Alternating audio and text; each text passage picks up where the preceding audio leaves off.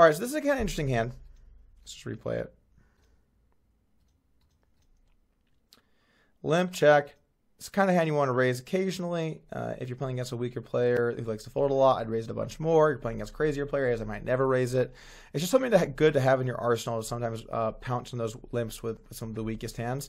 Because if it goes limp, raise, fold, it's like the best possible result. You got to win with one of your bottom hands. That's huge for you, right? So I'm actually going to go a little bigger here on the swap. Now, on a board like this, or in limp pots in general, I do think you should have a lead range. If your opponent shows that they're limping in a lot of their strong hands, you can stop doing that. But let's just say that they don't do that. I think both players have somewhat similar ranges, but the button might not have any of his strongest hands. So as a general rule, I open with having a lead range in these spots, and then I start to tailor it to the situation.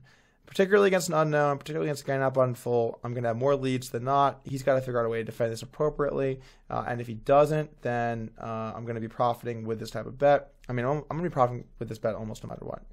He does raise. I bet fold some gutters. If I had like a hand like maybe like 10-7 of diamonds, I bet fold. If I had, there are a bunch of hands that are good bet folds. Open-ender, not the case. Well, this is interesting.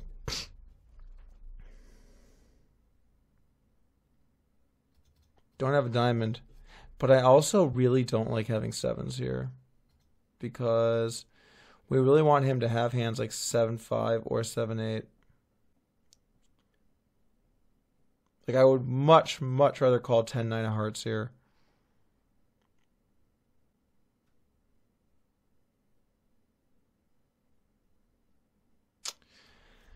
I guess I fold, although I don't feel very good about it, but that's okay. All right, so on the turn here against a 7, we check. He bets, and we're trying to see a common strategy here from Iguanacar of a lot of very small bets all over the place.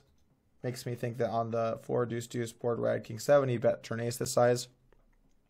That it was less calibrated and more just like this guy likes betting really small. I don't think this is a hand you want to trap. I don't think he's going to have a 5 very often. Yeah, you can occasionally have 7-5 or 6-5. But in general, if he's raising 5s on the flop, which you mainly should be, he's going to have all the other 5x hands. And so you're going to have to get value. Also, if you do get a fold here on the turn with 4-3, it's not really the end of the world. There are a lot of really bad rivers for you. A 7, a 6, a heart, a 4, a 3, an 8, a 9, a 5. There are tons of very, very bad rivers for this hand. So if you do get him to bet fold, that's okay.